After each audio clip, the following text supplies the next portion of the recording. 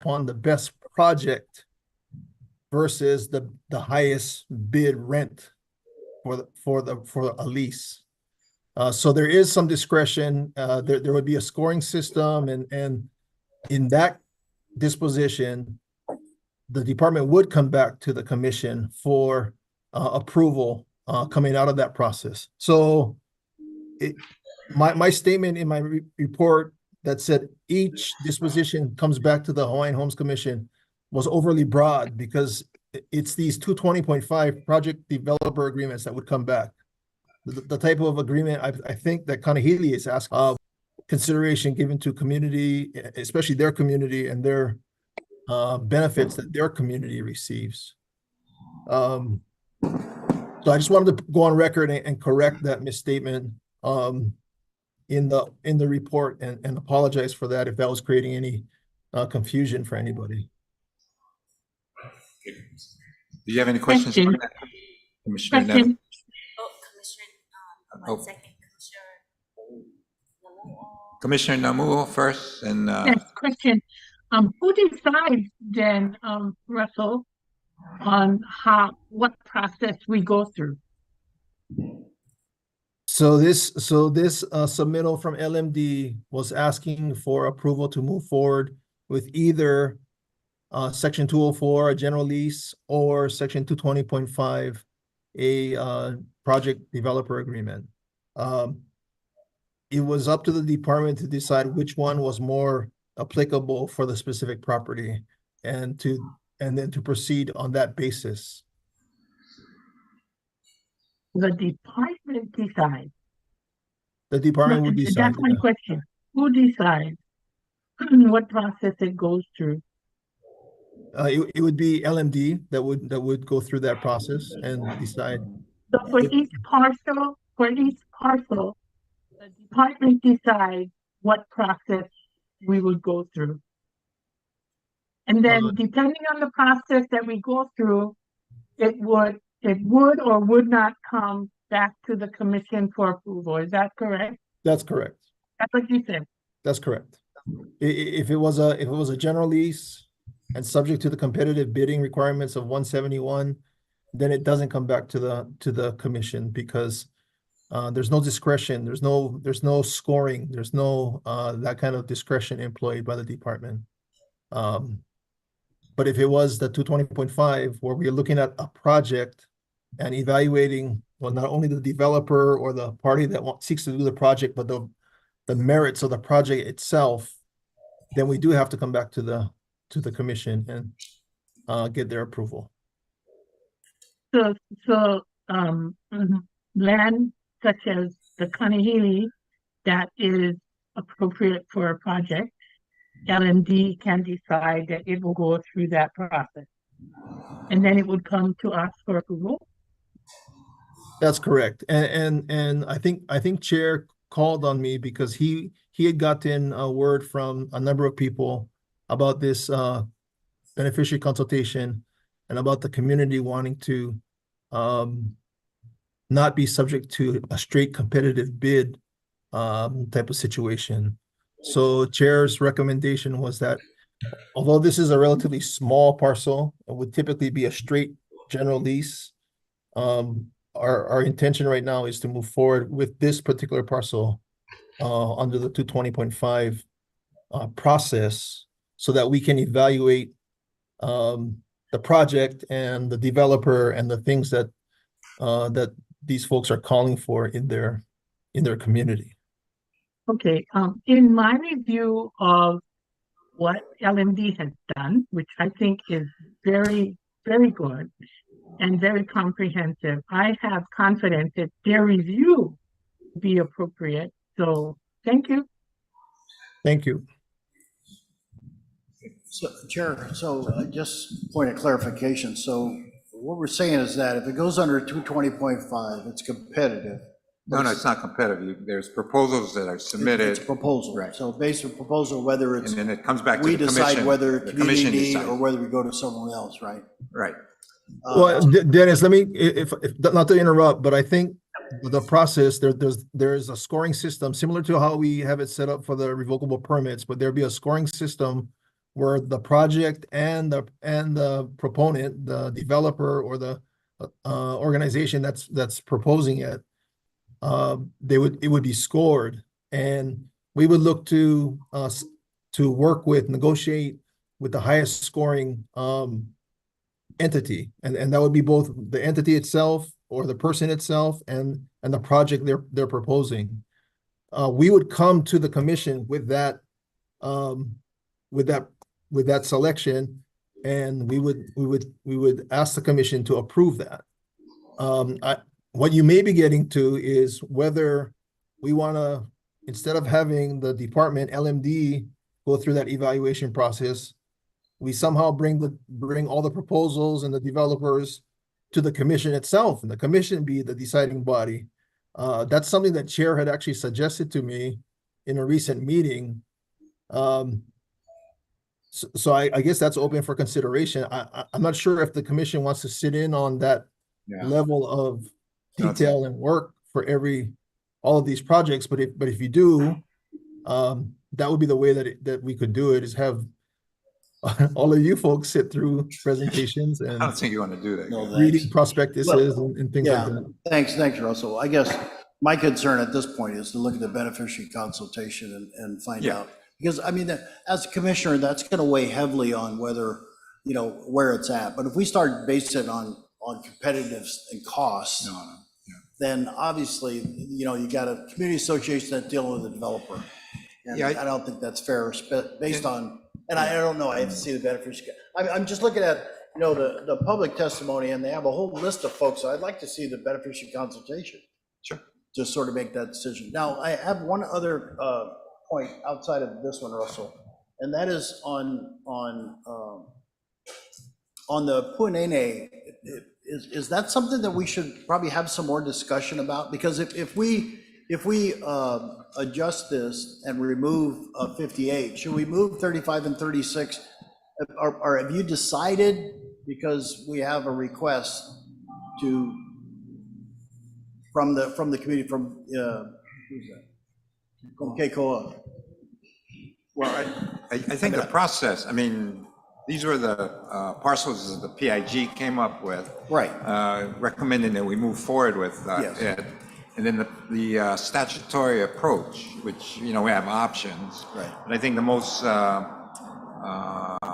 I understand we're trying. integrated is wanna- where we yeah. have a criteria that they have to Yes. go through. But Anybody can submit a proposal, Right. and then we kind of do the grading, like on the RP. And then whatever is best, we negotiate, and then we bring it to the commission.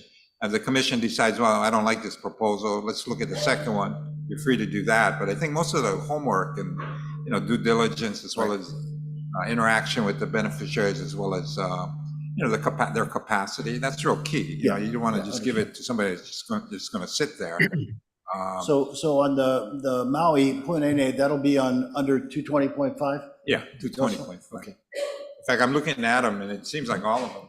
The straight up leasing it per the highest bid, usually those are the smaller parcels, they're Yep. kind of, infill regarding industrial lots that we want to just get rid of and just get the highest bid and get it out quick. Right. So, but these are large, and these what you guys, the PIG came up with regarding moving forward. Yeah, but at that time, when that was brought up, we didn't know about these other issues like Kanahili, their request. We're going to incorporate and work with them, and they will have an opportunity to submit. I mean, that's been sitting for a long time, so that's why the PIG and kind of say, hey, let's kind of check this out. Right. It will give that group an opportunity to make their proposal, and we can take a look at it. Yes. So like, Rather than them waiting another 2 or 5 years or 10 years before. yeah, no, I anything comes understand. up. I'd like to follow through with the amendment to remove 58 until we can review. You want to move down now? Yes, move that one out, please. Okay. Just because we haven't looked at the beneficiary consultation, I think that's important. But Randy was saying he'd like to submit a proposal.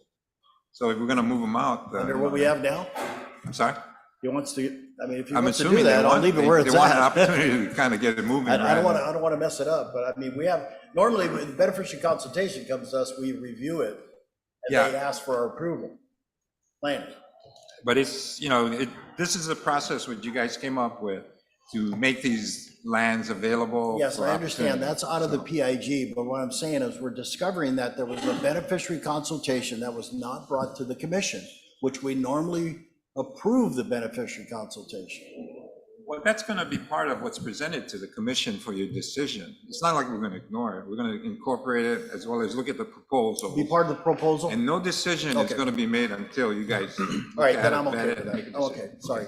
Thank you. Yeah, Dennis, I don't think the period for comments on the beneficiary process has totally run yet. I think there's a stated period or a statutory period, and I think we're a couple days short of that. So it couldn't come to you at this meeting, but because this was going to be a 220.5, Okay. it was going to come back to you at some point, and you would have the beneficiary consultation report before that. Yeah, all of that. Okay, as long as it's coming One pack. with the proposal, then I'm fine with that. So Okay, we just great. want to listen to our beneficiaries' voices.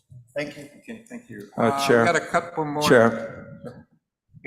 Commissioner Wolf? So, while we're on that subject about beneficiary consultation, I think it's important, and I would like to see shall utilize beneficiary consultation rather than may in the language, because this is going to be part of our process, right? We're going to require beneficiary consultation that will come before the commission.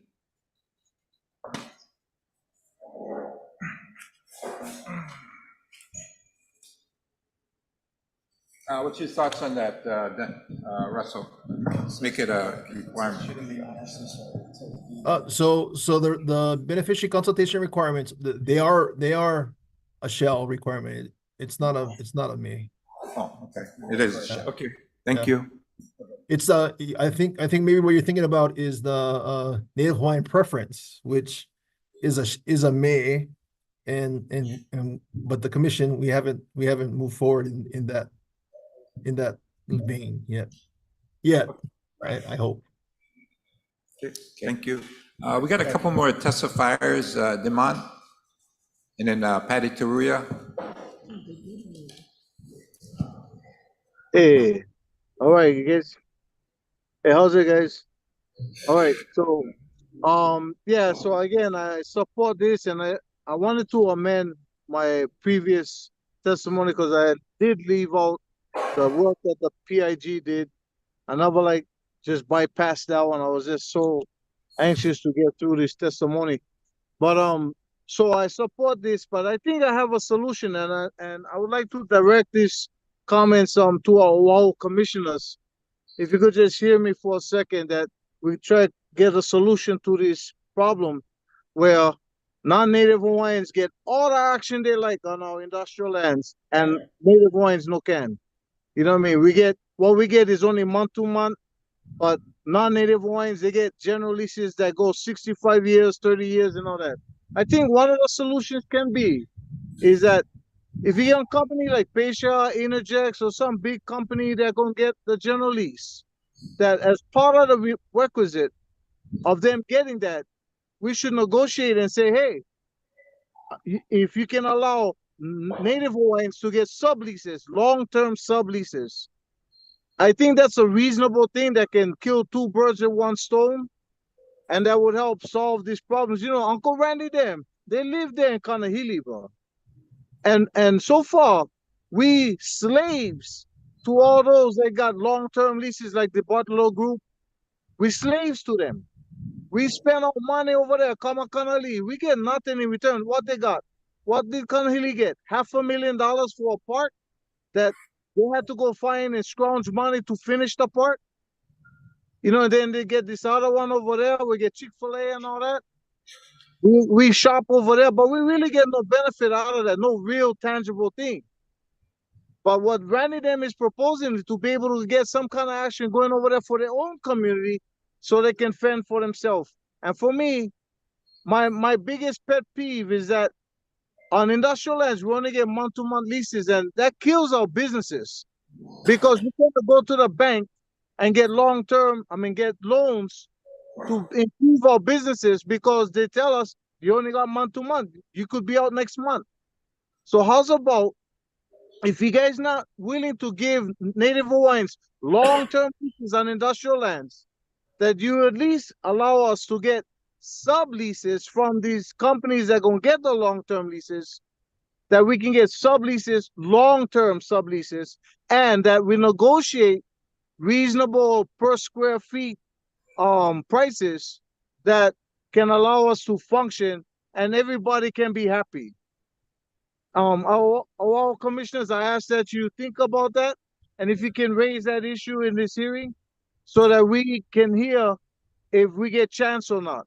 I really think our people deserve a fair chance to get on our own lands. Now, I just want to read the last part of 204C1.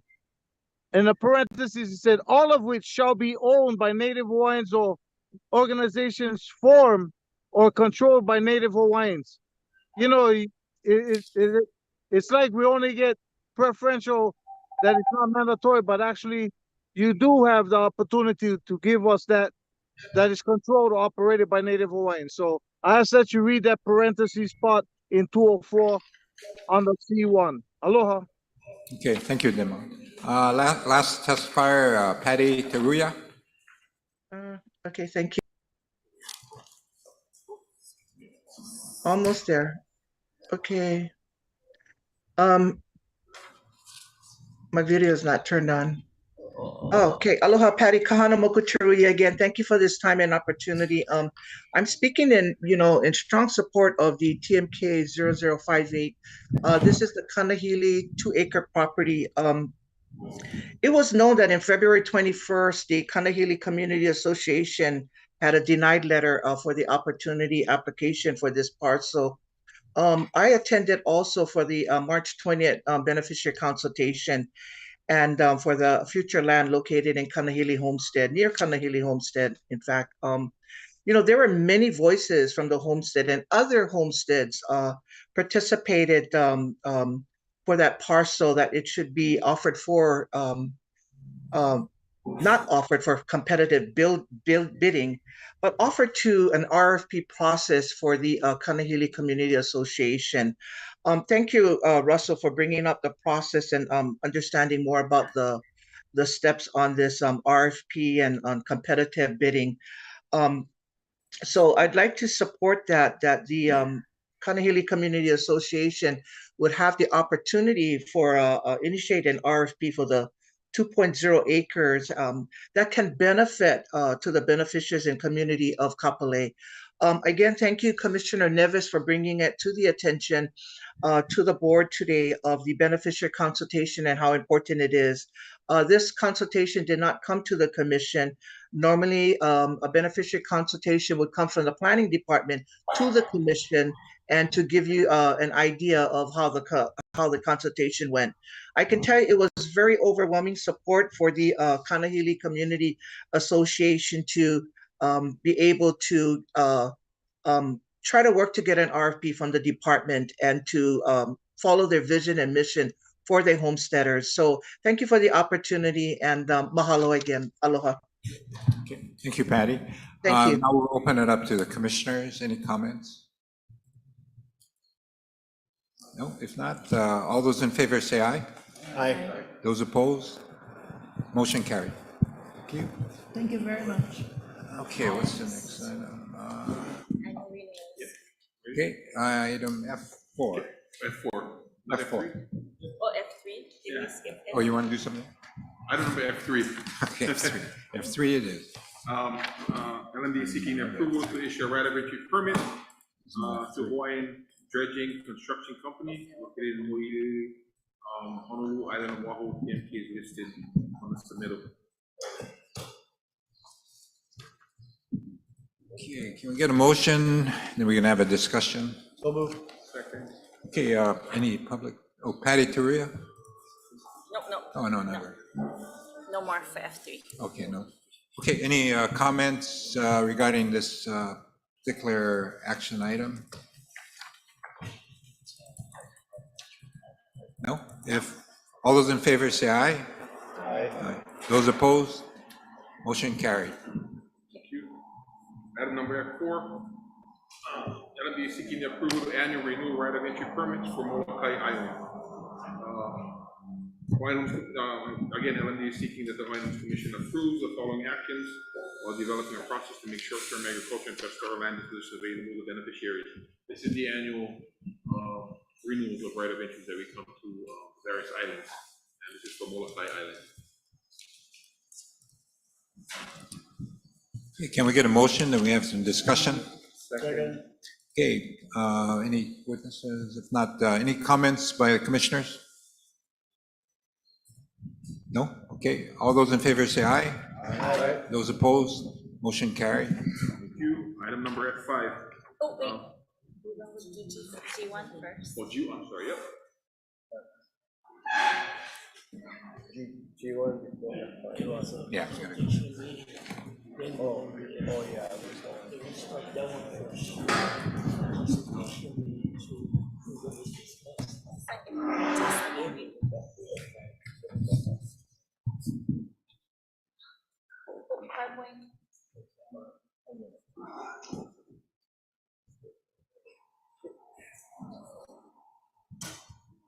Aloha Commissioners, Andrew Choi, Planning Program Manager.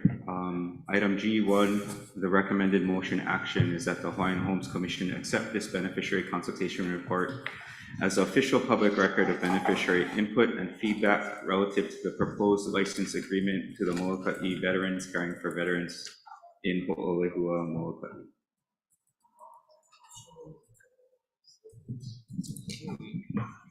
Commissioners, we did prepare a quick PowerPoint presentation, especially for the new commissioners who might not be familiar with this particular subject matter.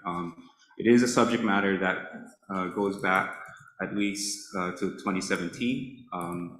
My summary is a summary, and it may not capture all of the nuances and context that went into how we got to where we are today. So basic overview, the project location is in Ho'olehua. For those of you familiar with the Lanikeha Community Center, the Veterans Center was built across the field from the Lanikeha Center in the Ho'olehua Homestead community. Next slide. This is a real quick summary of the background and history. In 2017, the department had a beneficiary meeting on this particular matter, in which the department, along with then Representative Linda Coit, explained to the community that state funding for this facility was secured, and that in order to prevent the funding from lapsing, the decision had to be made to build the center on Hawaiian homelands in this area. More on that subject later. Later on, the commission approved in 2018 an environmental assessment for the project. DHHL received comments from several Ho'olehua lessees expressing desire to have access to the center for community meetings and gatherings. There's also several input from Ho'olehua lessees with their displeasure on the location of the project.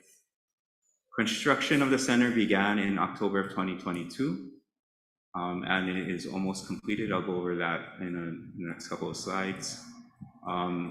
This current administration received letters of interest in managing and operating the facility from two groups, the Molokai Veterans Caring for Veterans and the Ho'olehua Homestead Association last year. Next slide.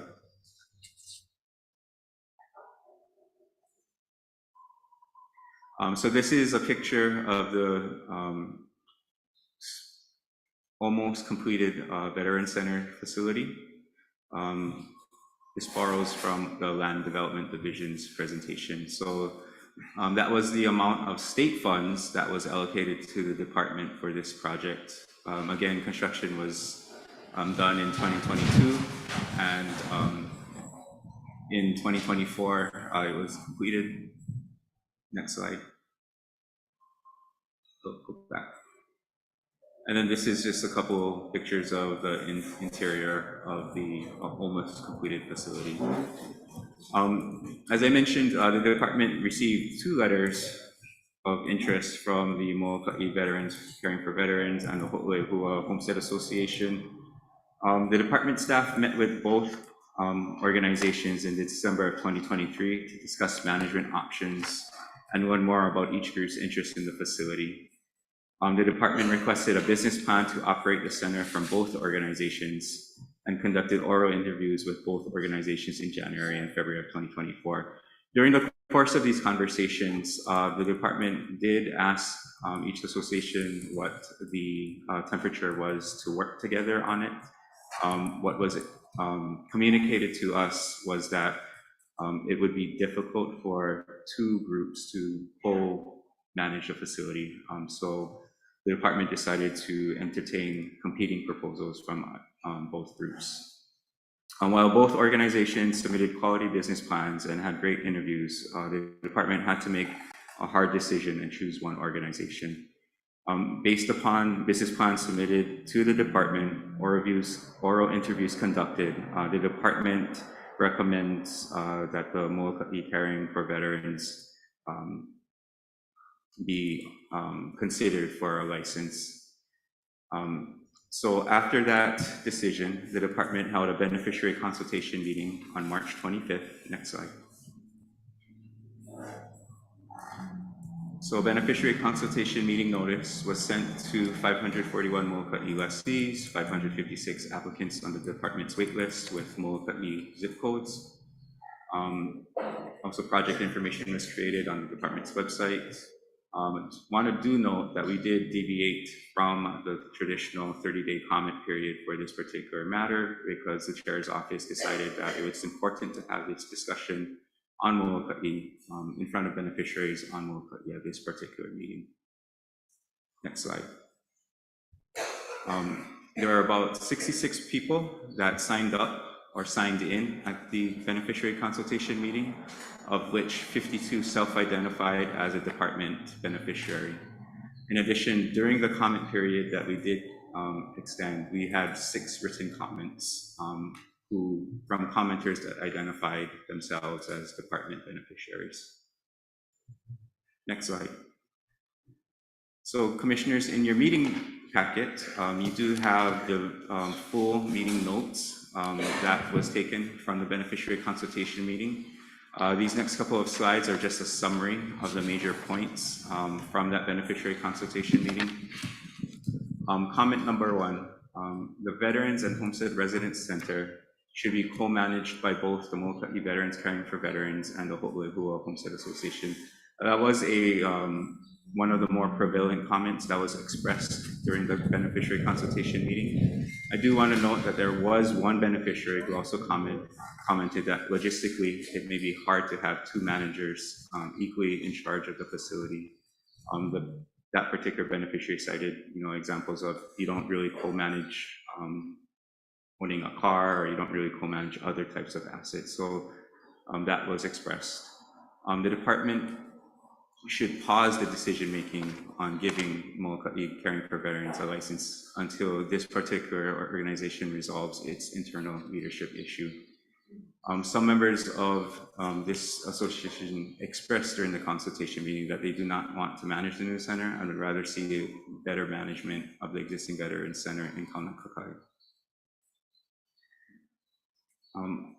The department should not give the management of the facility on Hawaiian homelands to a non-beneficiary organization. The department should explore options for an alternative recreational site in Ho'olehua. The field where the Veterans Center was constructed was supposed to be a park, and many beneficiaries had experienced using this space as they grew up, and it's a special place for them growing up. But now it becomes harder to use it. Like how they used it before because of the new facility. And then lastly, the decision-making throughout this whole process since 2017, a lot of beneficiaries felt that the process was not transparent or inclusive. Many beneficiaries expressed that it seemed like a done deal to site the facility at this location and give it to this particular organization, despite beneficiary concerns that were raised. Commissioners, also in your packet, on pages 5 through 7 of item G1, those comments are summarized for you. Also, there's a discussion on how the comments were tried to be incorporated in item F5. So for the first comment, the veterans should be co-managed. The department recommended a new condition was added to the proposed terms and conditions of the proposed license agreement that provides Ho'olehua Homestead Association with more input into the management and use of the facility. But the recommendation for sole management will still be with the Moloka'i Veterans Caring for Veterans. Secondly, another condition of the proposed license agreement is that the Ho'olehua Homestead Association will have the first right of refusal for scheduling its monthly meetings and farmers market and regular member meetings at the facility. So they will have first choice of dates for those activities that they would like to have at the center.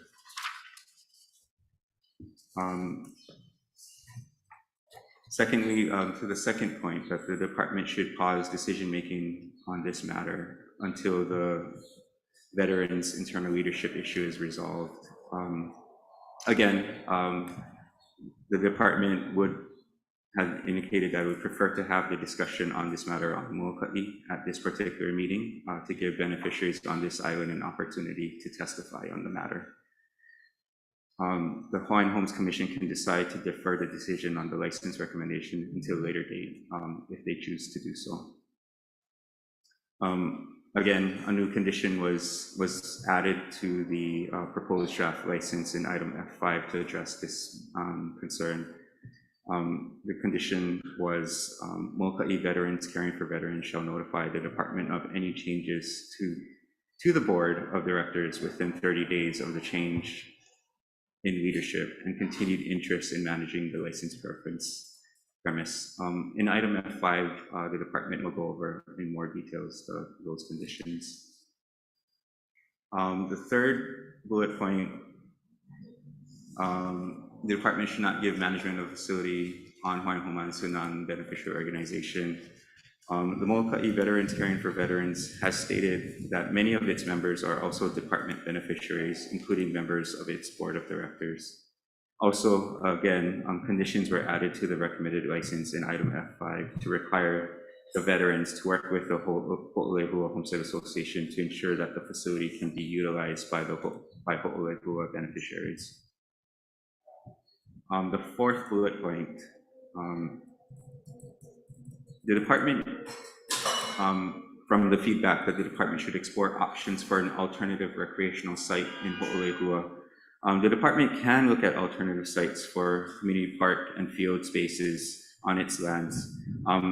It may be best to find a suitable location for a park as part of the process to update the Moloka'i Island Plan, which we hope to get commission support in terms of funding in the next fiscal year so that we can start that update process. And then lastly, decision-making throughout this whole process since 2017 could be better. The department agrees. DHHL can always do better to be more transparent. It is important to follow the beneficiary consultation policy that the Hawaiian Homes Commission approved in 2009 and make sure decisions are more transparent moving forward. I don't think we dispute that this particular process, there is a lot of room for improvement and a lot of lessons learned from it. Next slide. So that summarizes the beneficiary consultation report.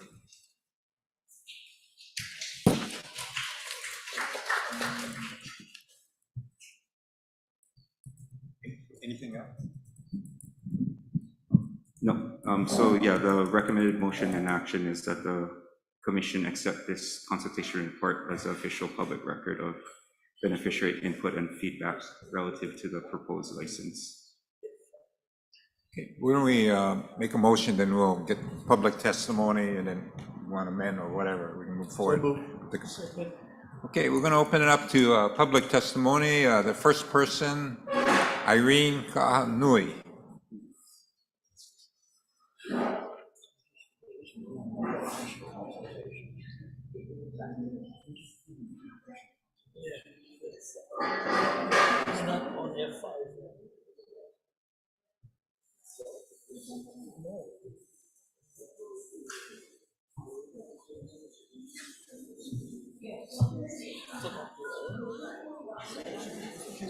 Can we just move on the microphone?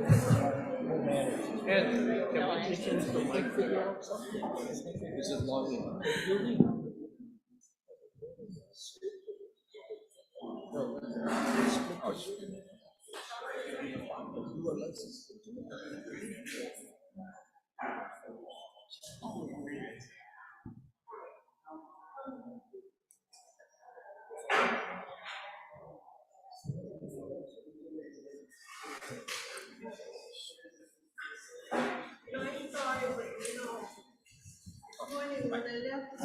This morning when I left home, my husband said, "What are two old fucks going over there for?" I said, you should learn.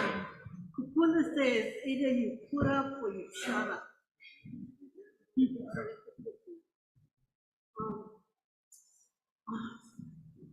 Sorry, I get shingles. Okay. It's good. Talk right in the mic, Auntie. Good morning, Chairman, Commissioners. My name is Irene Kahanui. I almost forgot my last name. And, but actually, that's only by paper. My real name, last name, I'm the first granddaughter of Michopaoli. My papa had told me, always go in righteousness for the benefit of our people. It's life first, So anyway, we're Kapuna, and this is Auntie Judy Caparita, and we're a Kapuna and homesteader, and I'm the veteran.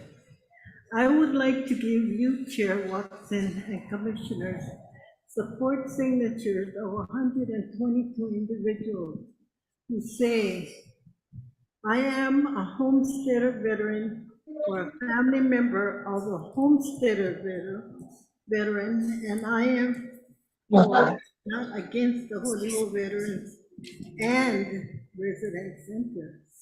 I would like to thank Senator Lindy Coy and the past DT Child Chair, Julie Masagatani, for making this all possible for our homesteaders, veterans, and families and communities. Nowadays, I'm gonna tell you, everybody focused towards grant monies and stuff, but you know what? It's life first. Nobody went out and got a siren for Holy Hoa. It took two old fucks over here to go to Congress and get it. Okay, life first now. And another thing, we're concerned about the disaster plan for this island because they'll all come to Holehua and nobody's prepared. Or maybe they are and they're not asking the veterans to sit on their committee, which we will go to the mayor. But it's things like that we're here advocating. And another thing, it hurt our hearts. We had tears. Do you know that we drove up there and there was no American flag pole? And that shows no respect for the veterans at all. When I went to the walkthrough with our board, it looked like it was designed for community and not as a veteran center. You open the door, what do you get? You're gonna smell the aroma of doodle because the 20s are right there saying aloha and welcome to the center. So to me, I think that Hawaiian Home should have been more on top of it, checking out but anyway, we were kept out of the loop. We, after all these years, were never, ever invited to go to a walkthrough or give some kind of consultation. at all. We was kept out of the loop. And I don't think that's respect for us who went and we give our lives for you guys, all you guys. So that's what I have to say. Well, I think we're gonna have like 3 minutes. Why do what you got to say? Hey, aloha. You know, 49 years I waited for my homestead. A lot of them went away. So this is what I came to say. Never mind the talking, do the walking and do the work. Everybody getting paid, less work. I said, oh man, I come from 16 in a family. And you learn how to work. You go holo holo, mauka, holo holo combine. You grade and plant, and you share. Never mind the money.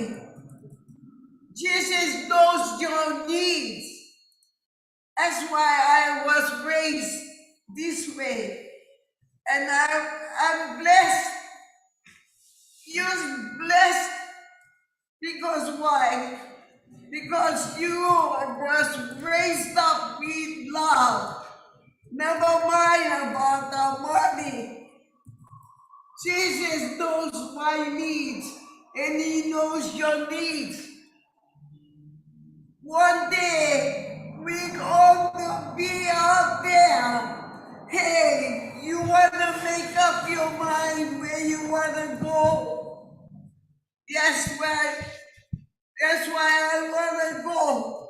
One day, all of us, we belong to Jesus. He paid the price for us all. And this is why I'm saying, and look behind. Everybody should work and should love one another. That's why I needed to say that. I love all of you. I thank Jesus.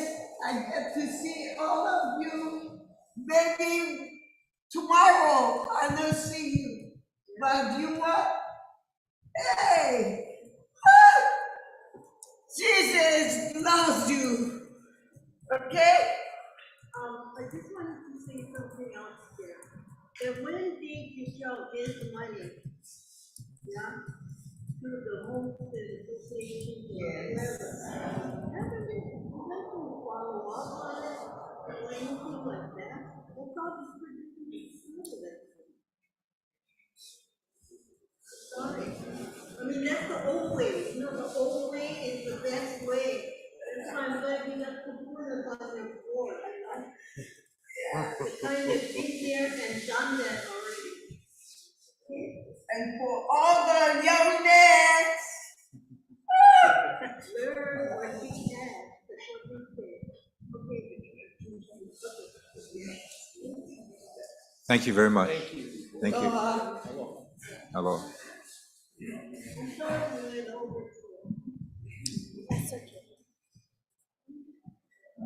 The next person, Timmy Meyer.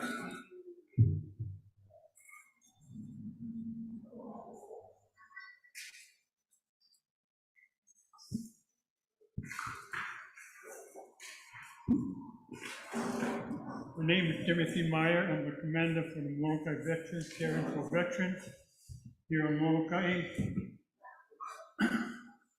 Good afternoon, Connie Watson and commissioners that are here.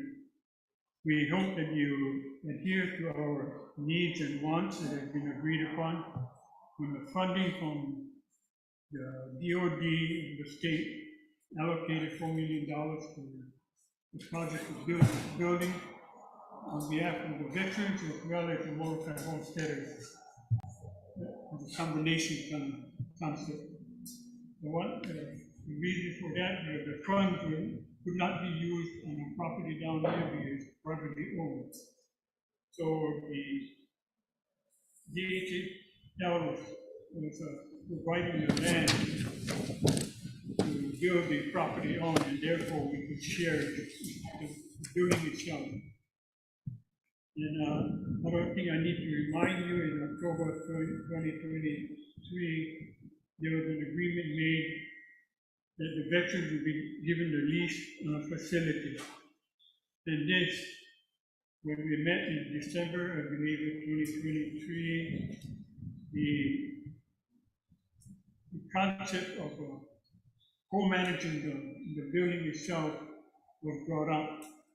We could not agree to it because you can only have one president of the United States or one chairman of this board. You cannot have two managers in a building. It's not possible. So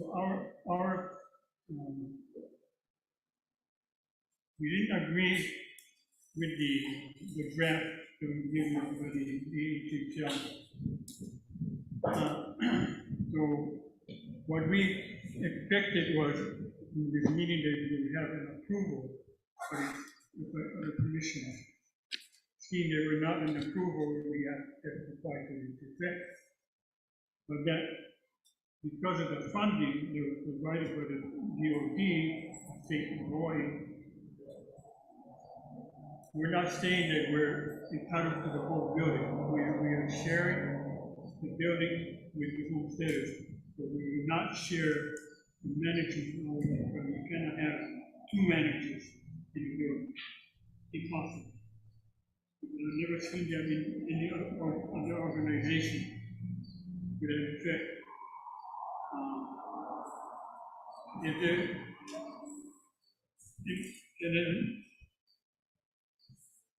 Lonnie. I want to have Lonnie, I'm going to say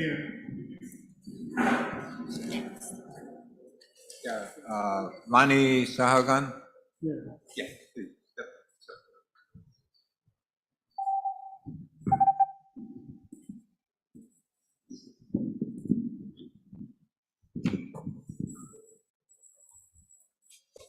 Aloha Chair Kali Watson, Molokai Commissioner Zach Helm, and Commissioners. My name is Lani Sahagun, and I am the current Molokai Veterans Caring for Veterans Board Treasurer, Chaplain. For the record, I want to say that I believe I echo the hearts of everyone here, that when it comes to our veterans, both our beneficiary veteran and our non-beneficiary veteran, both Native Hawaiian and non-Native Hawaiian, we all say to each and every veteran, we thank you for your service. With that being said, I want to give honor where honor is due to the three individuals who is the reason this Ho'olehua Veterans and Residence Center is the subject of discussion today. Because I hold in my hand this precious handwritten document, which is the formulation of this organization, Molokai Veterans Caring for Veterans. This document talks about formulating their articles of incorporation, their bylaws, and opening a checking account at Molokai Community Federal Credit Union.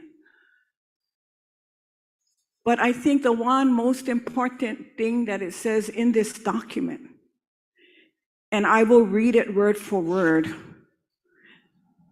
it says, resolved that article of corporation be filed, I'm sorry, by the state of officials, but it says here, Resolved that there be no compensation to be paid to any officer or director. And since the inception of this document, February 15, 2002, at 9 a.m., there have never been a board director or board officer that has taken compensation. So you will know that every heart of every board officer and director has been a heart of love to serve. And what the founder, the three founders, and as I said, that we give honor where honor is due.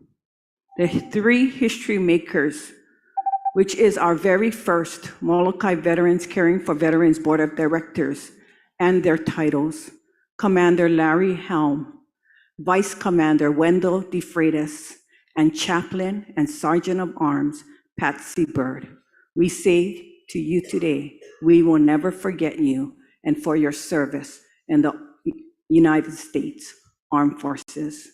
And for the record, as I have testified at the March 25th beneficiary consultation meeting, I want to say again a big mahalo to now Senator, then Representative Lindy Coy, and the past chair, Joby Masagatani, for their heart, for being the ones who were instrumental and involved in this win-win partnership between DHHL and the Molokai Veterans Caring for Veterans. And we pledge, as the current board, we will do our very best to continue this purpose. And I want to read the purpose.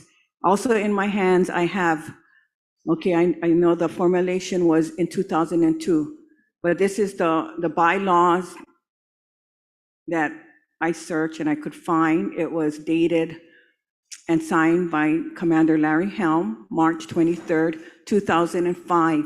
The purpose and mission of this organization is to assist disabled and needy war veterans and members of the United States Armed Forces to carry on programs to perpetuate the memory of deceased veterans and members of the armed forces, to comfort their survivors, to sponsor or participate in activities of a patriotic nature, and to provide social and recreational activities for its members.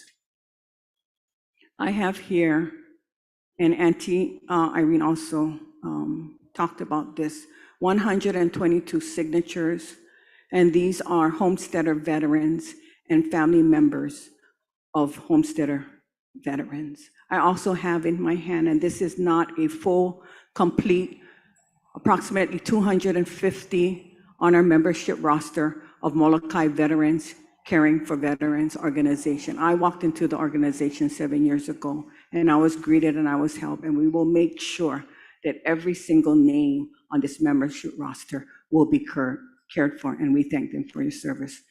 Thank you so much. Yes, Supu. Jesus bless all of you.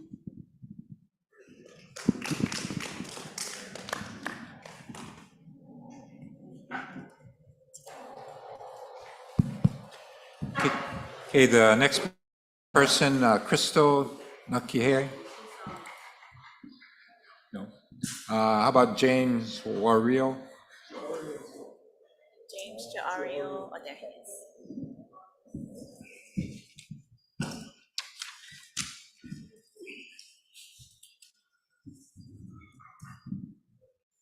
Aloha, Chair and Commissioners.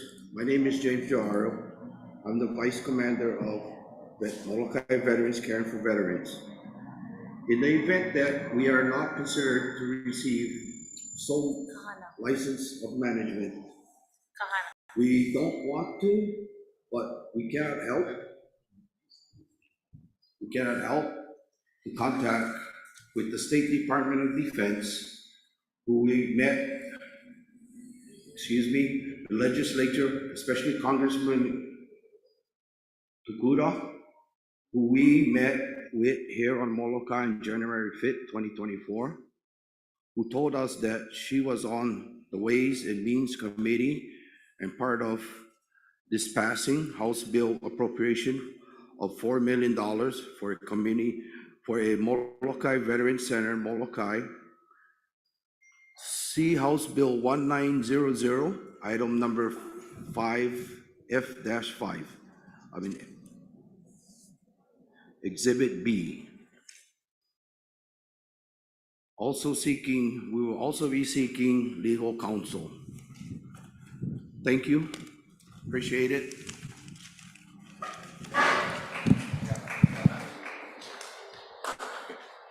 Next testifier, Walter Rollins.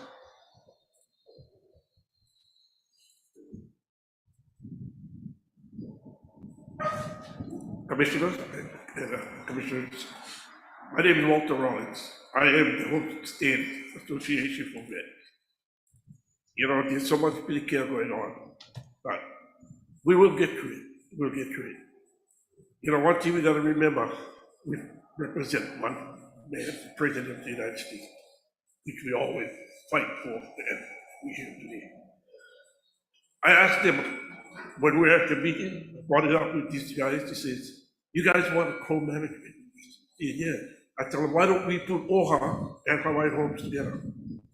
Why don't we have them in one office, like how you guys try to put us? I still waiting for answers. I got there. He said, oh, we cannot because this and we cannot. You guys are forcing us to do it, but yet you guys can work together and you represent the same thing, the Hawaiians. So you can see where I'm coming from. Because you guys might have differences from what OHA has. See, our job is to take care of our veterans.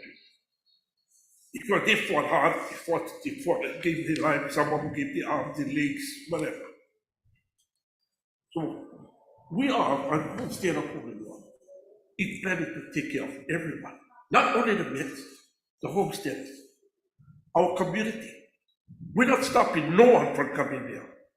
Like I said, we are open. Our hearts are open. We welcome everybody to come. And the only thing, like I said, there'll be a fee because we have to pay our rent and stuff. Other than that, you know, hey, it was given to us by the Department of Defense. And we represented, we fought for the defense. And we here today, fighting again. I don't know why. When do we stop? When do we start? I just say we need just one round. Whoever wants, they're welcome to come in. Just come with us, sign up for it, and you get it. That's all I have to say. Thank you very much. Thank you very much. Next testifier, Luann Mahiki Langford. On Zoom. Aloha, aloha everyone.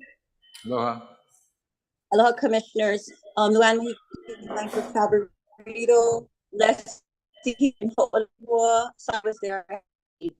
I wanted to bring some information that for me personally, because I sit on the Hawaiian Homesteaders Association board, I am the treasurer there, and to kind of dispute what was given at the WAM meeting, that the different associations have only 4 people. As a chair of this association, we have a total of 20 families, which numbers to 87 members of the Hawaiian Homesteaders Association. So that is kind of refuting what was brought to your attention at the WAM meeting on January 9th. And secondly, I believe, especially in the state of Hawaii for businesses, it wouldn't be prudent for the department to offer up a license to our Molokai veterans for caring for veterans who do not currently have their 501c3 status and compliance. I understand that they are applying because it has been they had a revocation letter, and they are applying to try and get this all corrected. In the meantime,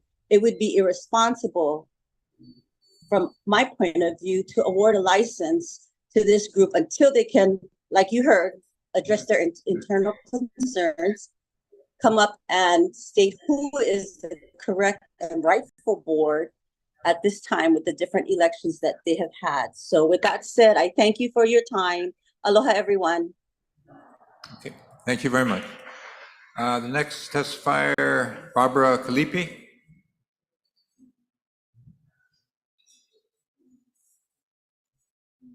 Barbara Kalipi. Yes. There you go.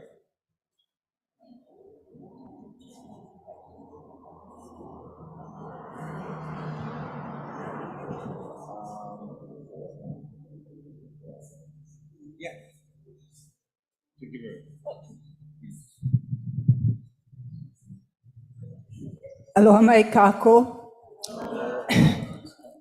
It's going to be hard, but I'll try to get through it. My name is Barbara Kalipi. I'm a Holihoa homesteader. I'm speaking on this issue as not just a homesteader, but a Molokai community person who knows pretty much everybody in this room sitting in the audience.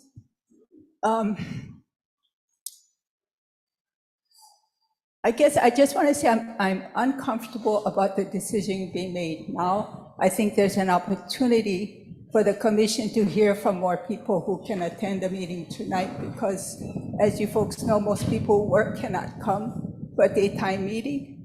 And I'm not sure if you folks have the sense, but there is a lot of,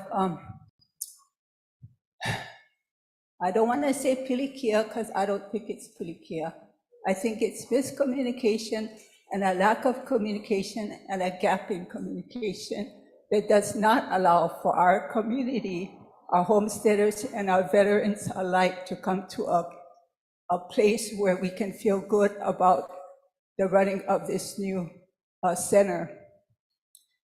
I'm a Holihoa Homestead Association member, and I have heard some things, secondhand information. I've seen some documents that look valid, and from what I can tell, there's still not a real clear or solid sense that a good decision can be made without further looking into the situation. I'm not somebody who believes in compromise. I'm somebody who believes in collaboration, and I believe that we can, as a Molokai community, come up with a collaboration, be it between the association, the two groups, be it just with one group, but it's got to be a collaboration where we all feel good about it. And I feel like this is a situation that's making it hard on us as Molokai people to feel good about what might be happening in the next few months. So I guess my testimony would be if there would be a reconsideration before the decision. I feel like the report, a beneficiary report, was not done with full transparency, that there was a lot of information that could have been put in. And one question I have is, the decision was made by the staff, but it was never made clear to me why they chose the veterans group over the Homestead Association. I'm not disputing that the decision, I'm just saying that there should have been more information about why that decision was made, why that was in the best interest of the folks that are involved, the homesteaders, and in this case, the veterans group. It's not been easy for me to come up and stand here because I don't want to feel like I got to make a choice between the two. So I'm hoping that there will be some opportunity to continue to have discussions and at least a point where we can feel better than the way I feel about it now. So mahalo. Thank you, Bob. Okay, the next witness, Crystal Akie.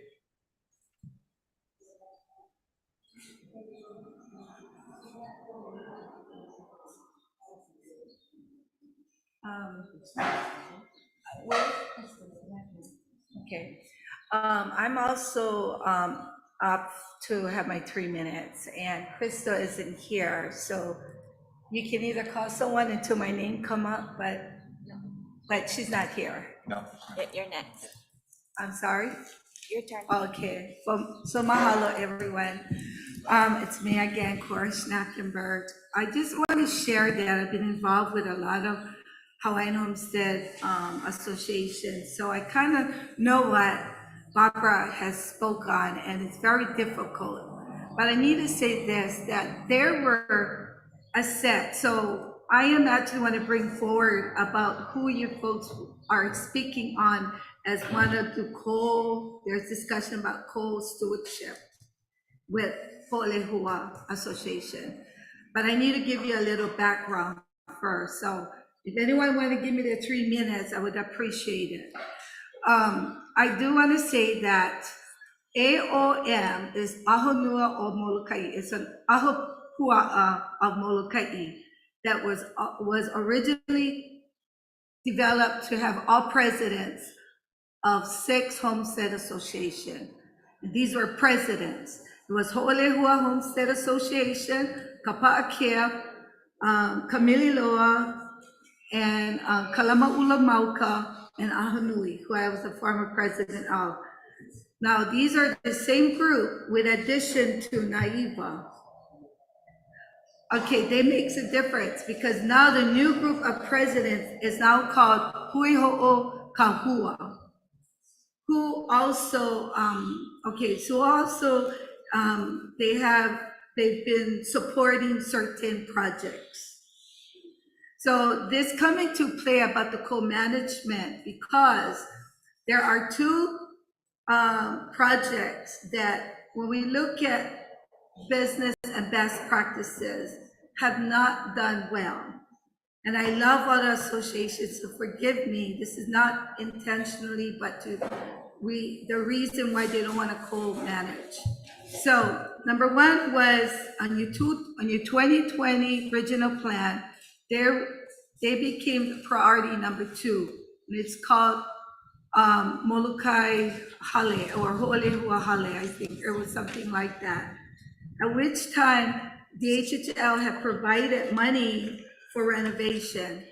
To today, it's still standing the way it was when they had asked for money. They are not utilizing for the purpose of why it was intended for. It is vacant. And so that is number 1. Number 2 is that this same group with different administration also was co-managed the Lanikeha. It switched hands twice before the current management, which is Farmers Alliance.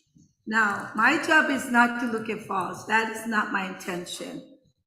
But to share that when you seriously look at wanting co-management, you got to look what is best practice.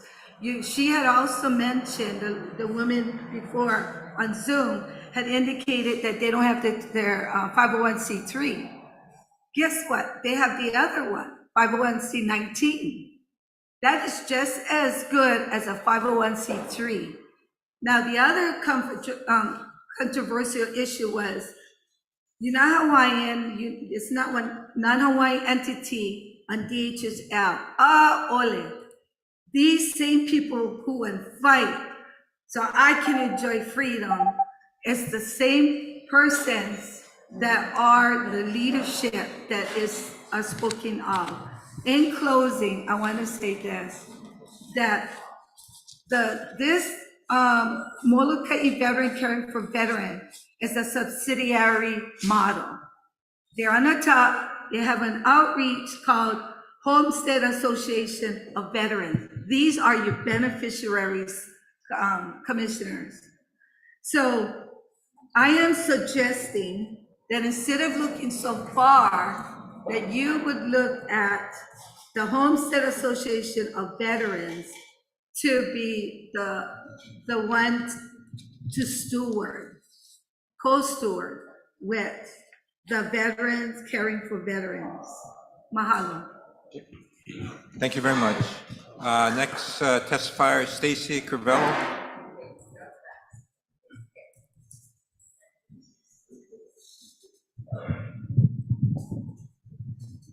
Aloha, my name is Stacy Crivello. I wasn't intent to testify, but talking to Ho'olehua, first of all, I want to mahalo everyone, especially our veterans. And if you are familiar with the history of the Veterans Caring for Caring, I do care for the veterans. That's why you have a solar panel. That's why you have yearly funding so that you can run your operations. So I'm not here for or against anyone, but I'd like to remind our commissioners, as much as we are Hawaiian, Kanaka, as homesteaders, as veterans, if your application is to, in my opinion, from the Homestead Association, they are fully the beneficiaries of the department. So in my opinion, the first kuleana that we have is to us beneficiaries. So I've listened to many of your comments, and you all come down in taking care of the beneficiaries.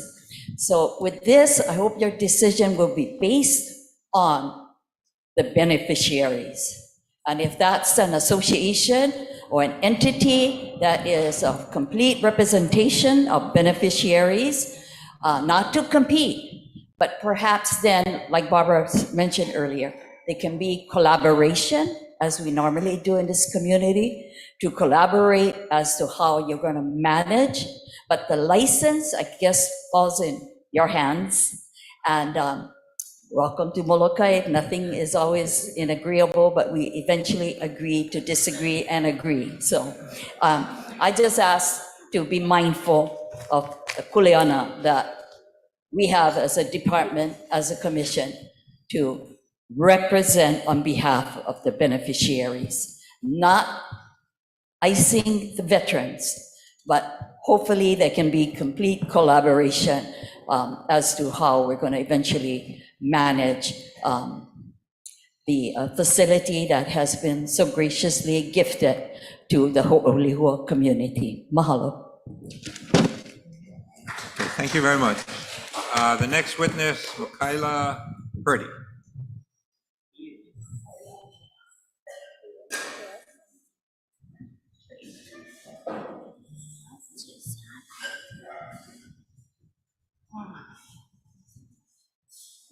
I'm nervous. Aloha, commissioners. My name is Michaela Purdy. Kinia is my niece, and she's here just to keep me from getting nervous. But thank you for coming, and this is what I was waiting for 5, 6, 7 years. The meeting started September 5th, 2017. I just want to recollect all of everybody here about the meeting. One meeting. One meeting. What happened to the process I was waiting for? I'm Kamaha. That's our park over there. It says over here, 1 year after you guys accepted the AES or EIS, then in 2022, the building was constructed. So from 2017 to 2022, I want to know what meeting was held in between these years. What happened? That's what I want to know with the process. I believe in the process when my papa and my mom them was here. They told me to vote. I never liked vote. Why? Because all this kind of stuff happening, still going on from my papa's days. But I just wanted to express that, and I just only wanted to talk about the processing and how deeply I'm so hurt to see the building that went up, and we never have any other meetings to talk about them. Done deal. Done deal. Very, very sad, and I don't want to get too much seconds, but I'm not against the veterans. My daddy, my brothers, all veterans. I'm not against the veterans. I wanted the building. We wanted the building. That meeting, we wanted the building, but not on the park. We wanted them someplace else. Had 4 different suggestions, but nobody took into heart that. Nobody that was at that meeting never take into heart. So I don't know. I just very sad because that's the park we was born and raised on that park. It take me a long time to cry. This is really, really, really sad. I just like you guys to know that. Just hit the pool away. Broken. But now, the building there, we cannot do nothing. But we gotta figure out who's gonna manage it. Yeah, who's gonna manage it? Veterans, the homesteaders. But already in here, it says you guys gave it to the veterans. How that would happen? How come? What happened to this process again? I don't understand. I just don't. And I think I never will until the system or something or somebody over here get balls enough for stand up for our people, for our beneficiaries. We are the beneficiaries. We, the beneficiaries. The people, you guys, I know you guys know that. And I hear some of you guys and I like what I hear. Yeah, there's some fresh voices that I know. I kupuna too. But I need to know more. I need to learn more.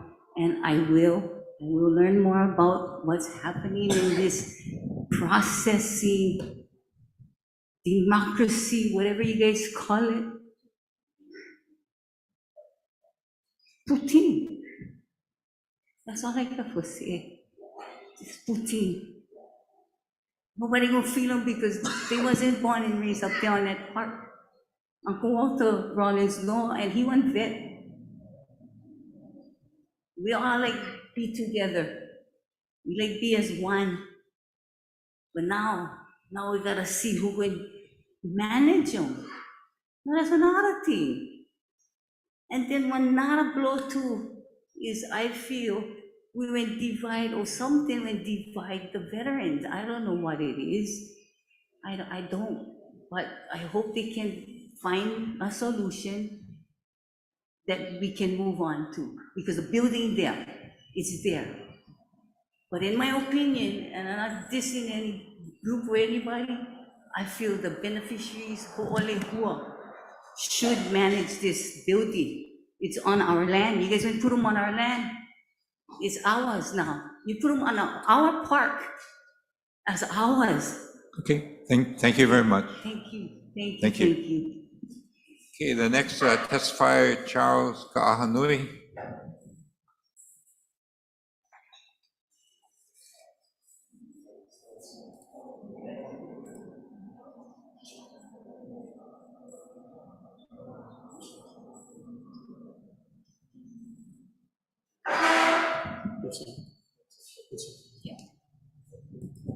Hello, Hello. Commissioners, Chair. My name is Charles A. Ka'ahanui III. I am the president of the Holyoke Association, Homestead Association. I am a fourth generation beneficiary living on the land already. My great grandparents, 1949. Regarding F5, on behalf of the Holyoke Homesteaders Association, I request the commission to defer approval to issue license agreement to the Molokai Veteran Caring for Veterans. I am a sibling, parent, nephew, uncle, friend, and cousin of veterans. Many of our active members, including one of our board members, are veterans. On March 25th, at the beneficiary consultation at Lanikel, there was obvious discord within the Molokai Veterans Caring for Veterans. Two boards and threats of legal action between them. We believe that they need to resolve that before DHHL enters the license agreement, before who will actually sign the license agreement. The board that was elected in December with selected members, or the interim board that was elected in January after giving 30 days notice, its members and removing the other board with cause. Homesteaders and interim board. The members have met with Huolihoa homesteaders and shared the same vision to care for veterans. The interim board are all beneficiaries. The previous board refused to acknowledge us. Please take more time for due diligence. We would also like to note that at the beneficiary consultation, many homesteaders and veterans, including our commissioner, asked to pause this process.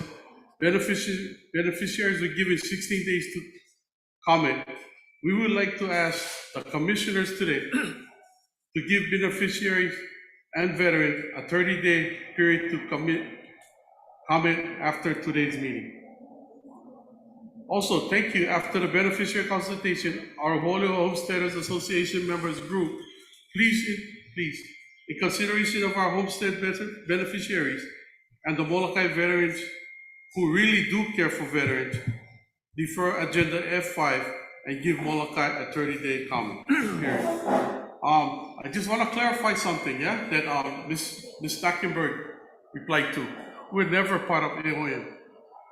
We never did take part in the building up in Huolihoa. So we never managed that. It was the AOM. We're part of a new group. We got away from that group. So I just want to clarify that she's trying to make us like we manage a property. We haven't managed a property.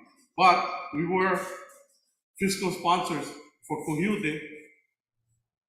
We helped sponsor that. Another thing was, all we was asking was, we didn't know we had somebody else for the Veteran Center. We just need a home. We're the largest association on the island. And you know where we hold our meetings? At a church pavilion. We can't hold it at Laniakea because they said, oh, it's always booked. But then when we passed it, nighttime, when we passed there, when we asked for it, nobody's there. So that's why we went after this building, because we need a home.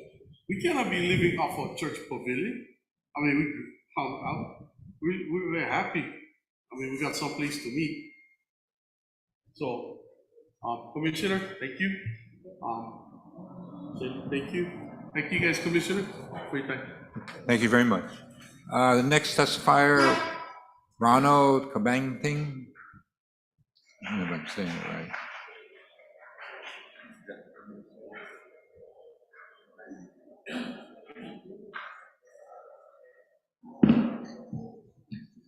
Aloha, my name is Ronald Magdaleno Cabanting.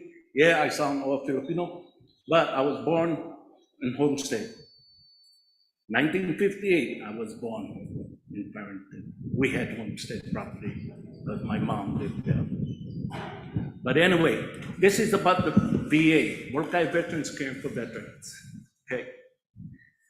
On March 25th, during that meeting, and I found out from Andrew that the vocal of the video didn't put out.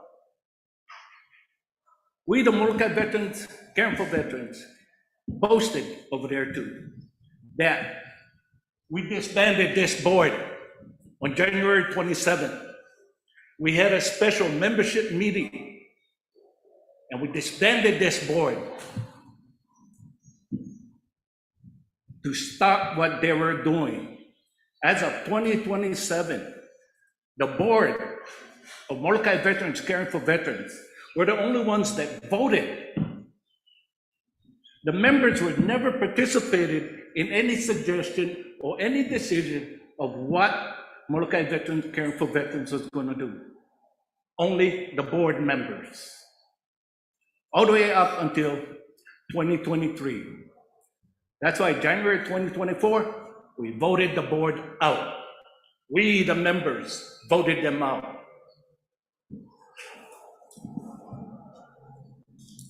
Also, the interim board has updated with IRS, nonprofit business.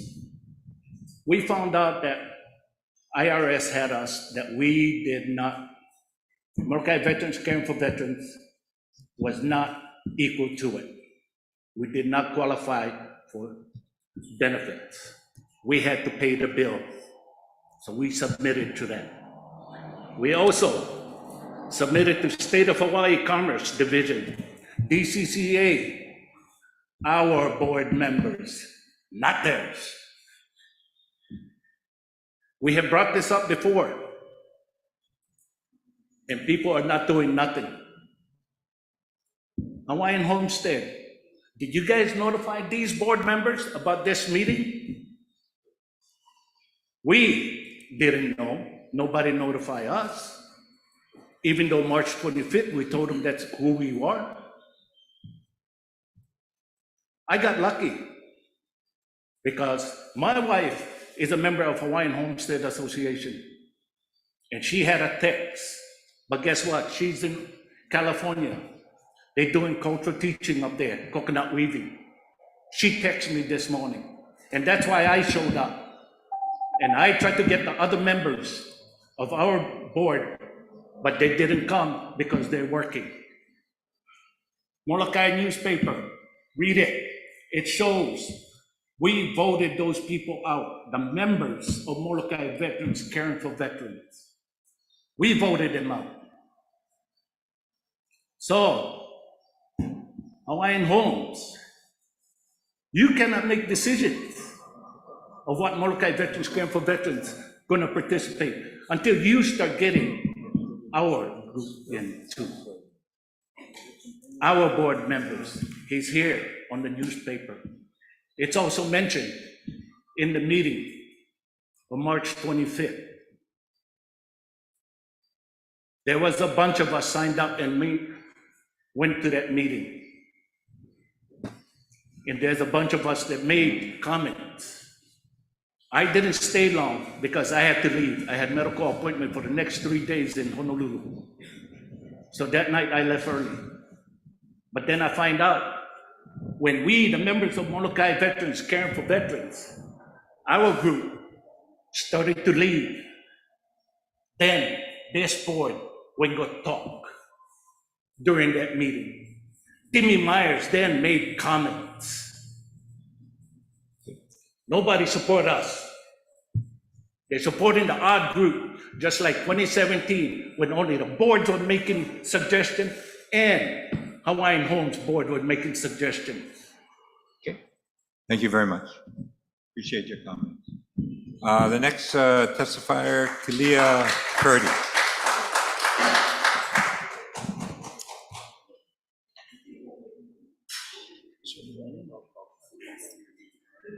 Aloha, my name is Kilia Purdy Avelino. I'm a Ho'olehua fourth generation homesteader.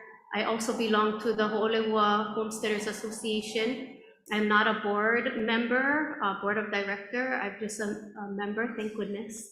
But I was here from 2017 when all of this first took place. And so I do know the history. As my auntie mentioned, there was one meeting at which many of the presidents had testified against, in opposition to the building being built there at Lanikeha.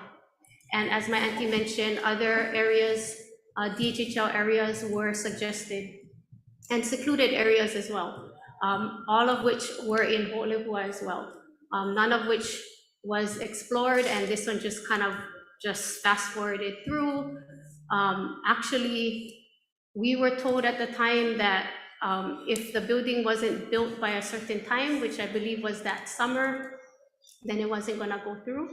So we all, actually, when it wasn't up, we said, oh, must have been dead in the water then, you know, because we were told that if it's not built, they would lose the money. So fast forward to 2022, and then we start seeing construction there. Everybody was kind of wondering what's going on over there. Don't tell me that's the building. We hadn't heard anything about it. And sure enough, it was. We talked as an association. We tried to reach out to the association to see what we could do. I even came back to the department and asked if they could at least conduct a survey so that we can get an accurate feelings of our community, especially in that area, but open it up to anybody. I did receive a response from Joby at that time saying, we're not gonna do it. And so what happened is we created one, and with the support of and partnership of OHA, we conducted a survey, held it at the building there. It was a fast forward kind of thing, but we had held it open. I actually presented, I think about a month later, it was done in October, and I think I presented in November at a commission meeting with the results. And for us, it's like, personally, I didn't want it built there because of the field. Every president had their own different reasons why they didn't want it to build there. It had children, there's Punana Leo, there was Tutu and me there at the time. So those were some of the reasons given. However, I'm one that will be open to what the community wants, and that's why we wanted to do a survey to see where our community is at. So there was about 267 surveys that was submitted. Leah, I sent it to you again because I know we have new commissioners, if you can make sure that they get it. But basically, I want to say just a couple things. One, AOM has nothing to do with the management of this building. Ahupua'o o Moloka'i was then, back in 2017, it is probably only got 2 homestead associations in it right now, and that is not Ho'olehua Homesteaders Association. 2, Unity. We were part of Ho'olehua Ag, actually, association, and when the new board entered in, Ho'olehua Homesteaders Association being the longest and the first homestead association for Moloka'i, we talked and said, how about we just merge into one? Why we gotta have 2 in Ho'olehua? We just become one, and that is what we did. So we have one Ho'olehua Homesteaders Association, and they have many different committees that represent everything that we're doing in Ho'olehua. That could have been, and when Auntie Barbara talks about collaboration, that could have been something that we worked together to build that within Ho'olehua Homesteaders Association, something that's been long existent already. No need to start any new one. But bottom line is, just like any other homestead area, and I will support this in any homestead area, whether it's Moloka'i or Oahu or any island, homesteaders first, beneficiaries first. If it is homestead land, homestead associations should have first priority, and I believe that is something in the act. So that is my spiel. So mahalo nui, mahalo for you guys' time. No. Okay, we're going to open up to commissioners, some dialogue.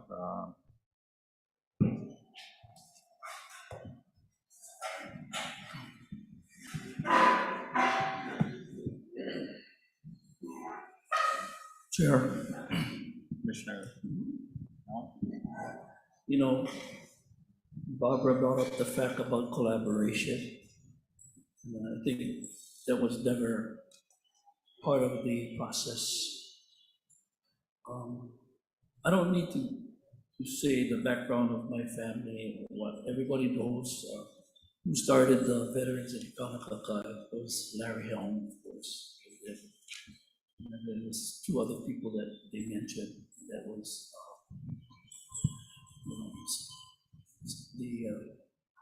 those that were the ones that made it happen. But you know, I think we need some more time to make a decision, because I think we a decision shouldn't be made now. This is my own opinion, and I think a lot of interesting testimony was brought up, and there's a lot of I guess you can say negativity in the air, but you don't want to think that, but we all got to get along. So to me, my as a commissioner of Molokai, we should defer this until the next month and discuss more. And also, I think, we got to look at the benefits, the beneficiaries. the beneficiaries is so important that, if you come from Ho'olehua, you come from Kalamaula, it's all, they all need to, be involved in community decision-making. So that's my speech. Commissioner Wall? Yes, so, a couple of things. I have tremendous respect for beneficiaries because I think they've sacrificed for all of us. At the same time, as a commissioner, I have tremendous respect for our beneficiaries who are expressing a desire to be part of something. So listening to others speak and listening to Commissioner Helm, I would support a deferral to give both groups time to try to collaborate and work out their differences. Thank you. Commissioner Nevitt? Yes, thank you, Chair. Yeah, I'm a little concerned as to who is the rightful board. I think we need to find that out for sure. I'd like to thank the veterans for the service. I am a veteran myself. They don't make it easier for us as we get older.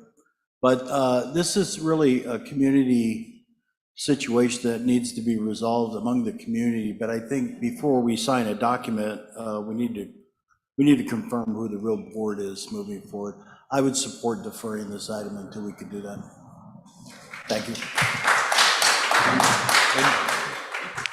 Commissioner Kaniakua? When we started out, I wasn't confused, but over the last hour, I became supremely confused as to the issues. And I would also support a little bit of a deeper look at this for some of the reasons that we're hearing. I'm a veteran also. My wife is a Ho'olehua homesteader, and her family has been here for a long time. But I'm confused enough so that I don't think my vote would be a good one at this point.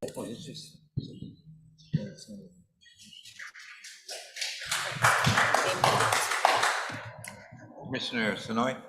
Aloha. I think I would kako'o what all the other commissioners have said, and that I would like to defer this and give the community some time to kuka. Mahalo. Any other commissioners want to comment? Makai? Go ahead. Yeah, I'm thoroughly confused as well. One thing I'm not confused about is the passion and dedication that the community has. I would support a deferral as well for better communication. I don't feel right even thinking about trying to vote on this. So thank you for all of you to time out a day to come and speak your piece today. Commissioner I strongly support Commissioner Helm's recommendation to defer.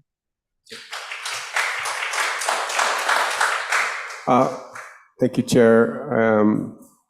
I also support deferral, but I would like to caution, and we need to set some time frame to get the leadership resolved. Hawaii Island, since 2018, we're still dealing with the leadership situation. So I support pausing, but have some kind of time frame to resolve the leadership situation and not let it drag on like other places. And I'd also have to add that the facility is pretty much built, and you can't have it sit vacant for a year or 2 years. So I agree that we have to make a decision. I know it's going to be a very, very tough decision. I think it's a decision that's really going to be a compromise for everybody. It gets part of the process as well as the decision making. But we as the guys that issue the license, we really do. So I also support a deferral, but I agree we need a deadline. Zach, suggestions? Well, I would like to see the association and the veterans come together and sit down and those that would like to participate on two sides uh, before a decision can be made. Because, you know, when you do collaborate, maybe some of the recommendations was never brought up, and they maybe, I don't know, I would say within a few months at the most. Few months, Yeah, okay. at the most. You want to make the motion? I'll make the motion that the decision should be made within 2 months. So we'll defer not only the acceptance of the consultation report, but also the action item for 2 months. Yeah. So that'll give us some time to maybe add to the Like consultation. Mike was saying, that, you know, he brought up a very interesting point. There's some things that are still not resolved. Yeah. And like you said, this building is there. Colleen, is the building completed? Okay, so what's not completed?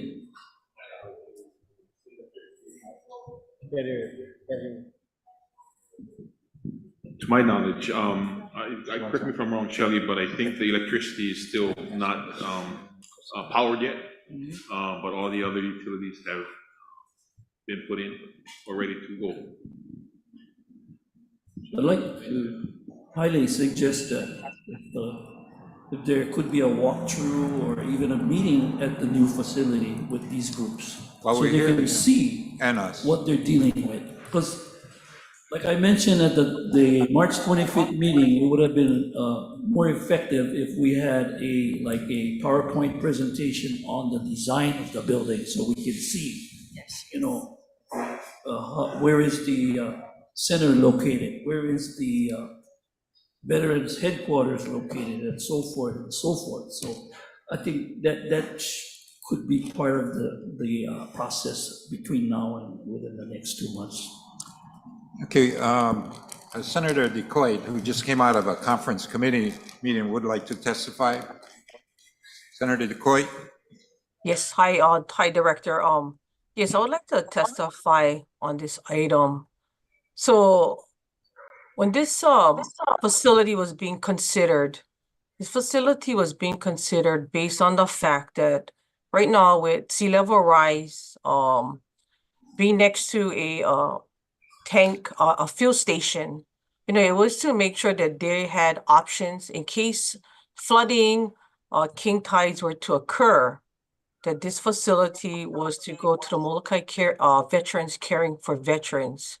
The intent behind it was not to displace anyone, but as most of you know, it takes us nearly 10 years to get a facility up and running, and that they would have that opportunity.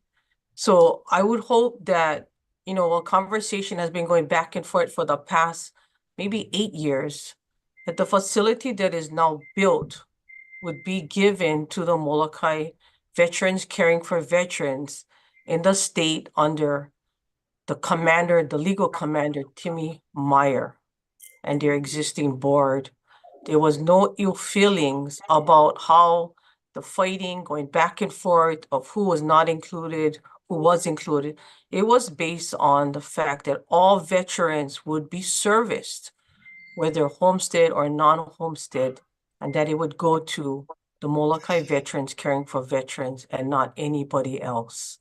So I would just like to testify on that note, and then making sure that the resources that are made available for those who have sacrificed their time to go to service, they would have a place that they could come home to, that they would have all the things needed necessarily to move forward with their lives, making sure whatever needs that they did need health, medical attention, just the daily things for them to go on. I would have hoped that this is where this facility would end up in the hands of the Molokai Veterans Caring for Veterans in its legal state, Director. And I will just leave my testimony as that, and hope that this commission would see fit to put it in their hands. Thank you, Director. Thank you, commissioners, for allowing me the opportunity to testify today. Mahalo. Okay, thank you, Senator. Zach, you want to make a motion? I'd like to make a motion that we defer this until 2 months from now or 60 days, however. Is there a second? Second. Okay, all those in favor say aye. Aye. Aye. Motion carried. Thank you, Zach.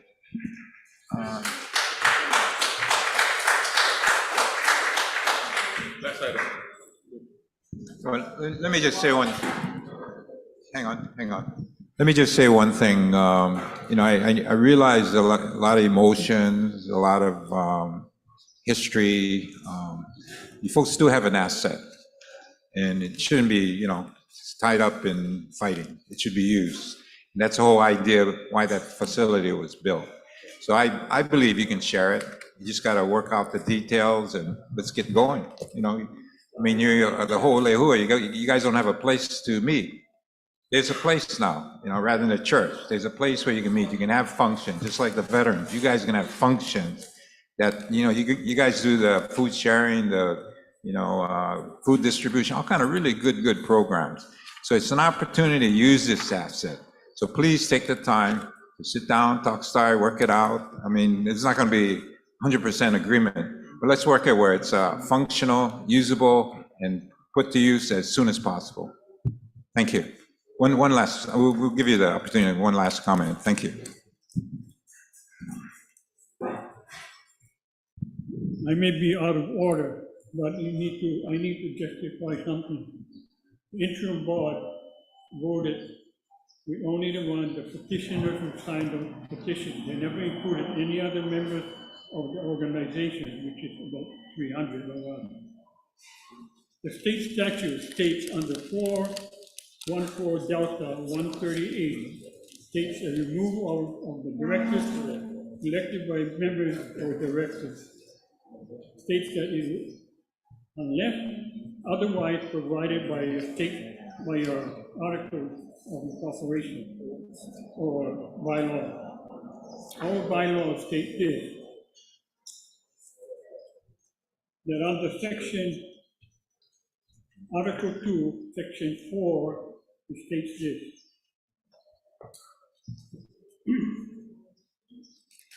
Just a minute. Board of Directors and officers and appointed appointees. The Board of Directors of this organization shall be 9 members. Okay, and 9 members is the Board of Directors, period. Section 4 states, any officer, director, or appointee may be removed by vote of 2/3 of the Board of Directors whenever, in their judgment and in the best interest of the organization. So it's not the members that remove the directors. According to the bylaws, it's procedure, state statute. Yes, sir. On the, just like on a Big Island, we have some litigation ongoing regarding who's the rightful board, and that's been going on for years. You can get into litigation. I strongly, having been a litigation attorney and knowing the results, that doesn't accomplish much. You guys can kind of mediate and work it through, and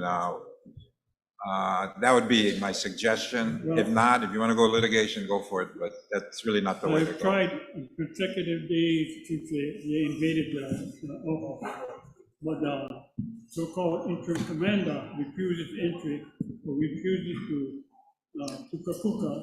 We'll try to make some accommodation. We'll bring in a third party if you guys want, and help facilitate some kind of mediation. So I'll be happy to do that. Okay, right now, we have filed a civil matters complaint, but we need to get the situation in the court for the judge to decide on the issue. Statute versus.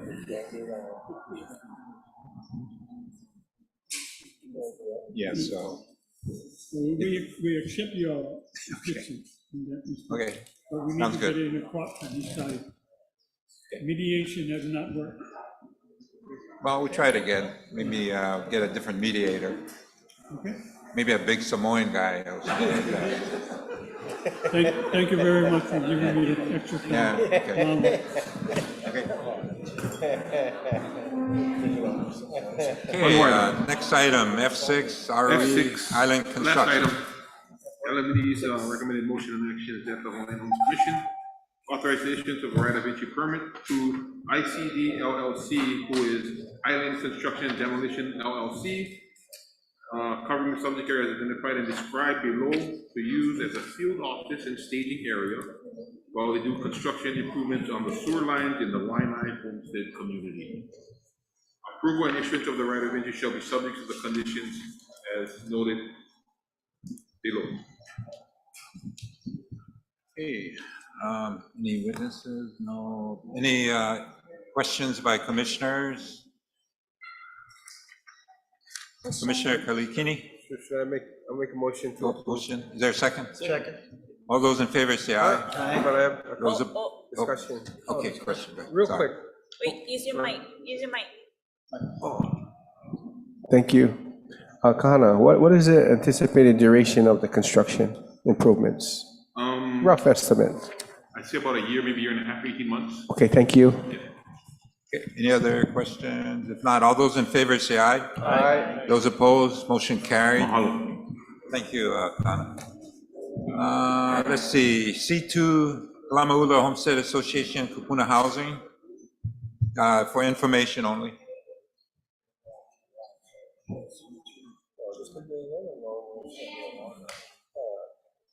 Wait, you wanna go to the next one until she comes? Go back this way. You wanna pass from that? Okay, we'll go to the next item. C3, enforcement status reports. There we go. David Holt.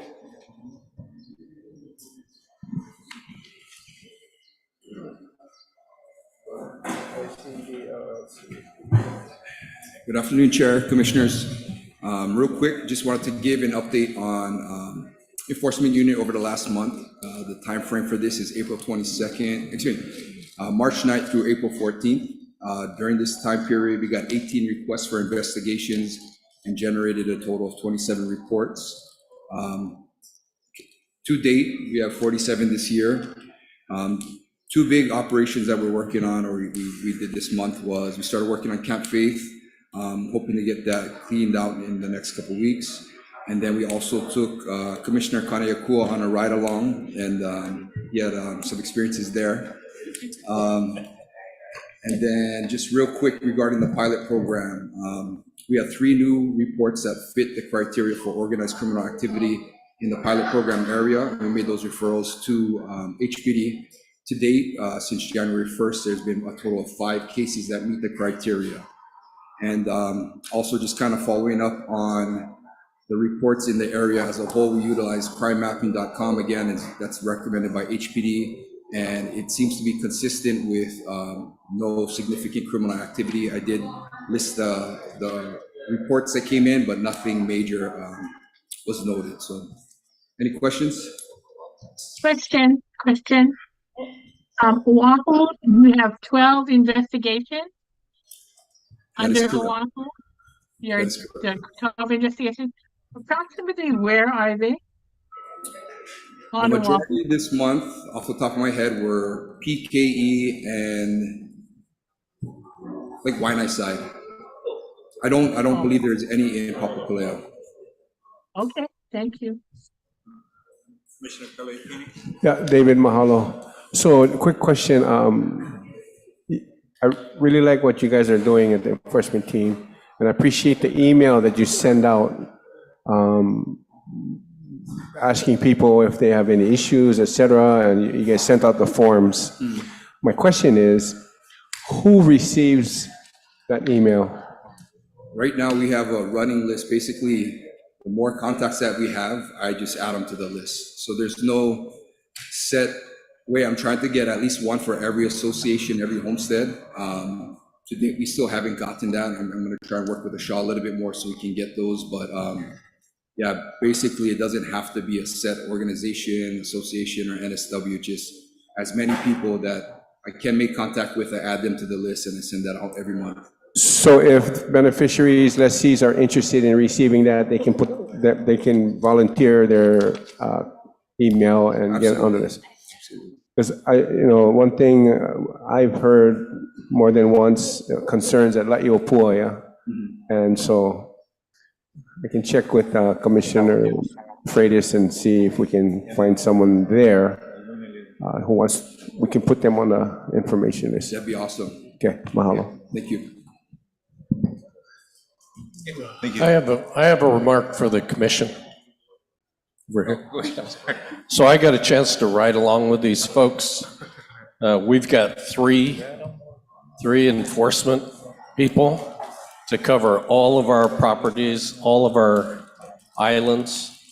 That was a real interesting day, coming across some people who are yelling at all of us, and going into some places where you really want to take a quick shower after you're in there. So, my hat's off to Kip and David and Nick for doing such an amazing job. The staffing isn't sufficient to take care of all of the complaints that we have. But one of the things that I realized is that just riding along with these folks, getting to see some of our contested, isolated, neglected properties gives us a better opportunity to make solid decisions and to understand the nature of our properties out there and the need to take care of the properties and to make sure when they're not taken care of properly that we follow the process to cancel leases, revoke permits, and to get Hawaiians on those properties who will actually be better stewards for the land. So thank you very much for letting me go along. I know I was a big liability being in the van, but I'd recommend to everybody, whenever they're on your island, take the opportunity. We did Oahu, and the next thing I know, the next morning, you folks were off to Kauai and then Maui after. So thanks very much. Yeah, I'd have to echo that. I've noticed a big difference in our rapport with the homestead communities. And I get comments, emails, and just thanking you guys for being present. I mean, a couple of cases you guys moved forward, shutting down the gambling house as well as the drug house. I mean, that impacts the community. So we got to do more of that. We will be responsive to complaints. We got to prioritize. Obviously, we have a limited staff. We are trying to increase the staff. So hopefully someday we'll get one per island and a couple on the big island. So anyway, thanks. And your two buddies there. Thank you. Okay, the next item is item C2, Kalamahula Homestead Association, Kupuna Housing.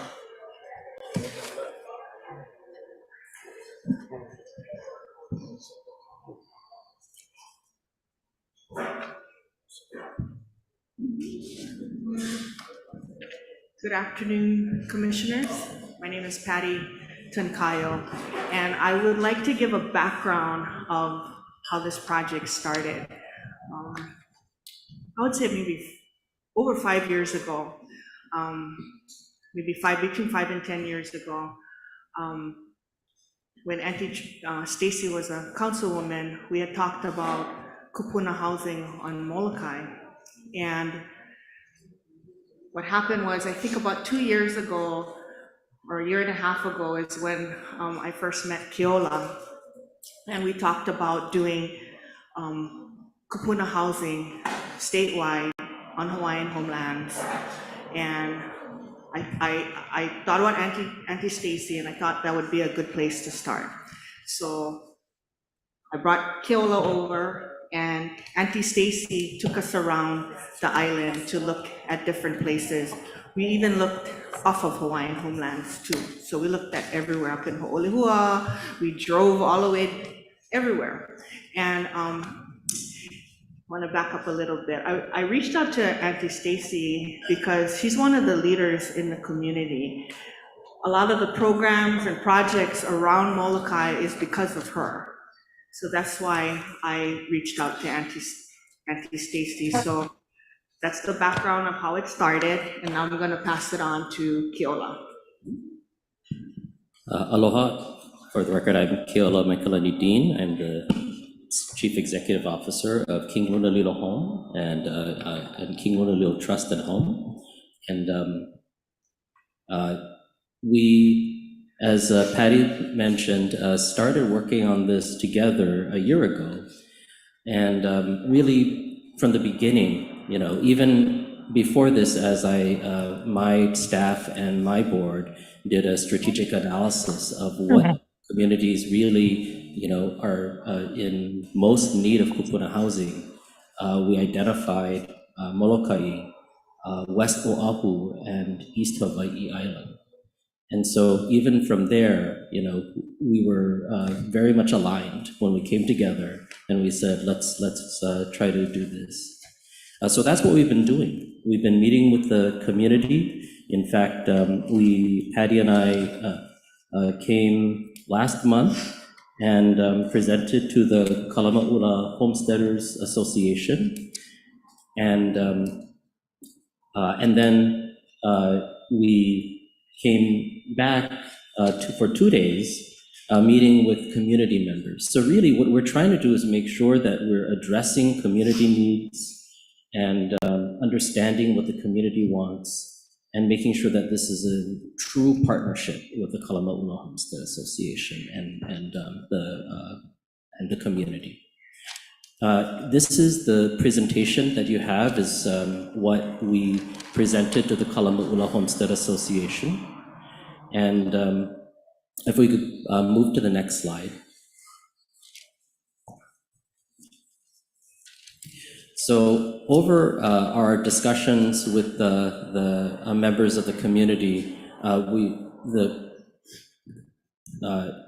this particular site, which is actually right behind us, is the site that the community appears to be congealing around, which is to build kupuna housing on the area behind this building.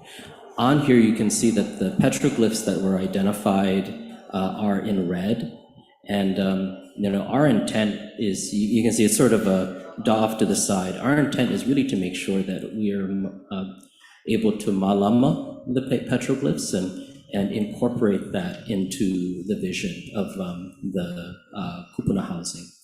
Next slide, please. So this is an architect helped us put this together. This is by no means what it's going to look like, because we want to work with the community, understand what the design is that the community wants for the parcel. But this was just to get that thought process starting. So